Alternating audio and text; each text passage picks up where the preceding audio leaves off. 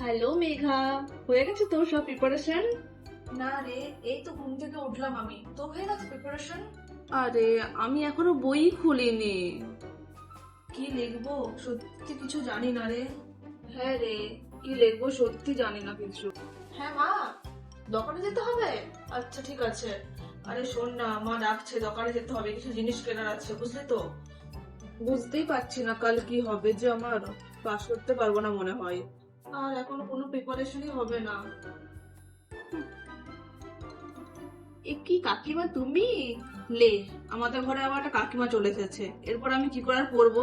মাকে তো আবার হেল্প করতে হবে, আমার আর পড়া হলো না। জানি না আমার কি হবে, কালকে পড়াটাও হলো না আর। ঠিক আছে, বাই। হ্যাঁ রে, ঠিক আছে, বাই। মিথ্যেবাদী কথা পার, বলছি কিনা কোনো প্রিপারেশন হয়নি। ফালতু ফালতু আমার 5 মিনিট নষ্ট করে দিল। ওর জন্য আমার 5 মিনিট টাইম নষ্ট হলো বেকার। বলছে পড়েনি কিছু, মিথ্যে কথা।